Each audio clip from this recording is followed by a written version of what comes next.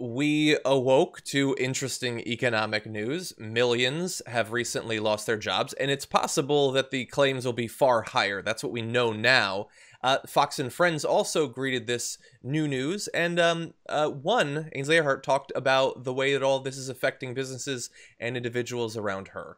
What's interesting too, we're talking about this, and every day we're talking about different topics because we're moving in hopefully the direction of getting to where China is now or South Korea is now, and just getting some improvement. But I was thinking, I live in the city. You can't go back to the city. You can, but I don't want to because I don't want to be around the area that's infected the most. But I'm thinking like all the bills that are stacking up at my apartment. We've got to think about that kind of thing. If you bought clothing before all of this happened, if you want to return it, our store is gonna waive that 30-day period where you can get your money back if you need to return something. These are all the things. People are staying home. Women, y'all don't think about this, guys, but this is not a priority. But women have to get their hair done. I saw someone tweet out, you're going to see what color our real hair is because our roots are going to grow in. Women, all my friends are saying, this is not a priority. People are dying, and I realize that. But they can't get their nails done. Businesses are closed everywhere. We're in priority mode right now. It's pharmacies and it is grocery stores. Those are really the only places people are going now, Steve. Look, I'm going to acknowledge that she did keep saying that the things she was going on about are not priorities. That's true. But she was using, a nice chunk of one of the most watched news shows in the entire country to talk about that this is the issue. As a chyron says, over 3 million people have lost their jobs. Right. I don't know. It seems weird. It's also a priority for her. She wouldn't be talking about it. Right. Mm-hmm. She wouldn't be thinking about it. She's giving herself that little disclaimer of, yeah, no, I'm not really thinking about it. I know this isn't important, but, it's absurd. It's some of the most embarrassing seconds of television I've seen in a long time. It was so disconnected. And I can't imagine anyone who doesn't think that. And I don't know anyone who wouldn't think that. But maybe it's because I don't know very many people who watch Fox except those who have to. Yeah. And look, for regular individuals who are on lockdown, the fact that a lot of what they have come to expect out of their lives that they can't do, I have a lot of empathy for that.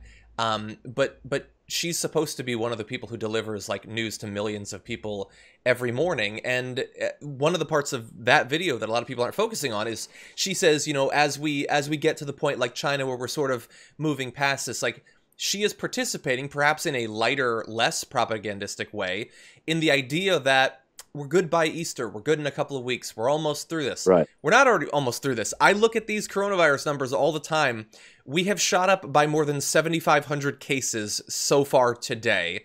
We blew past 1,000 deaths. We're now above 1,100. We're like duking it out with Italy for the most cases. And both of us are going to pass China very soon.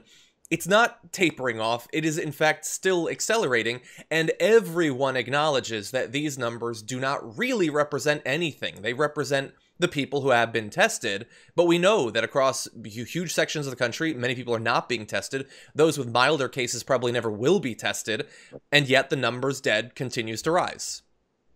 No, that's right, but it's just I'm sorry, going back to her, and these numbers do continue to rise, and the Easter thing is as absurd as we know it is. But I mean, this is not about the people who can't get their hair done, right? This is about the people that can't cut their hair, that can't dye their hair.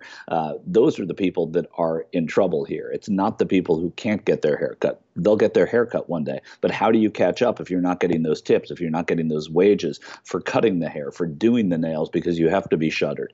It's so misses the point of what the problem is with this economy now. It's not because the luxury things that Ainsley Earhardt wants are unavailable to her. Do what you do at home, right? I mean, most Americans don't pay $300 to get their hair dyed. They go in the shower and they probably put some hair dye in, right? Yeah. I mean, I don't know, but it's and I really don't. But this is my hair. But it so talks about the two Americas, right? And that's exactly what Fox exudes in that clip.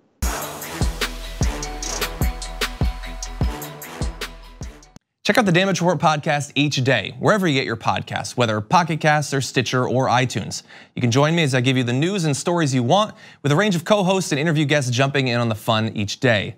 Again, that's the Damage Report, wherever you get your podcasts. And if you get them at iTunes, don't forget to rate and review. Sometimes I'll read them live on the show.